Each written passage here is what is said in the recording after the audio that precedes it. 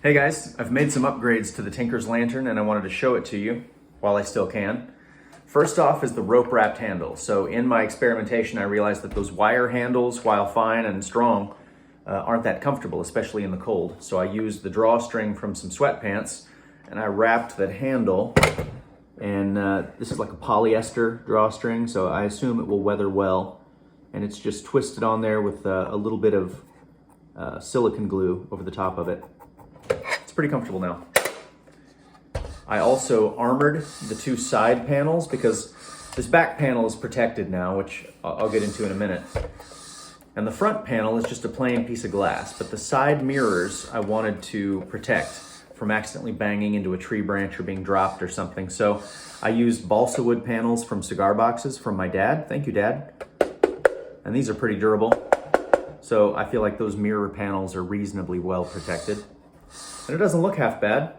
And it fit absolutely perfectly, and I cannot tell you how serendipitous that was. I mean, it fits within like 1/8 of an inch. It's perfect.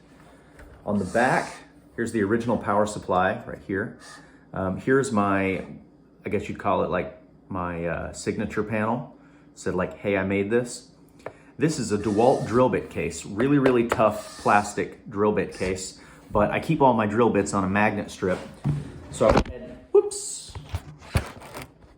How are you? You okay? I went ahead and took this drill bit case and I turned it into an attached toolkit. It's just attached right to the butt of the lantern. Doesn't really affect the center of gravity all that much. But inside this toolkit, we have two backup 9-volt batteries. We have a short stubby screwdriver with a full diameter handle, which was important to me, functionally. I hate scrawny little screwdrivers that are really hard to use. We have a backup power supply, which can easily be wired to the main LED, but is currently attached to a different light source.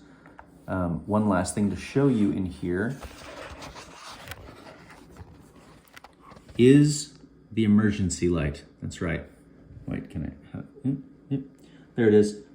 The Bic Mini, the original emergency light. So if all else fails, all of your light sources die and all your batteries go out, you've still got that. You've still got the Bic in your hand, and that's quite a bit, right? Okay, so that's the toolkit. Oh, yeah. This backup power supply comes wired to the Gold Jewel. So the Gold Jewel is now our soft ambient light source for like a nightlight in the bedroom if you want to use this decoratively, and that would probably run on the 9-volt battery for a very long time. It's a very soft LED. And then you've got your really bright, which, you know, the more I looked at this thing, I actually think it's a cluster of LEDs. I think it's a cluster of those little yellow squares that come in strips. I just can't see through that plastic diffuser well enough, and it's a sealed housing, and I wanted to keep it sealed to protect everything inside. So yeah, you got your bright lights, you got your soft lights. The Tinker's Lantern is done. I think my favorite thing, honestly, even more than the toolkit, is just this cigar box paneling to cover the sides. I have like a dozen more of these lanterns in different sizes. I have more in this size, but I also have some larger and maybe a couple smaller. So I'm going to be going through a lot of light source experiments and trying to cram all different kinds of technology into these pre-existing lantern housings, which are extremely friendly to work on. Thank you so much to Kyle and Allie, my brother and sister-in-law, who gifted me all these metal lantern housings to use as decorations at mine and Corey's wedding, which you can see historically commemorated here. But now that the wedding's over, I'm just excited to actually like fill these lanterns with guts and see what I can come up with. So the Tinker's Lantern was number one. And as far as a functional lantern, it is. It's not very light. It's a little heavy. It's a little on the chunky side, but it's durable. It's functional. I think it'll make somebody a really good, useful utility lantern.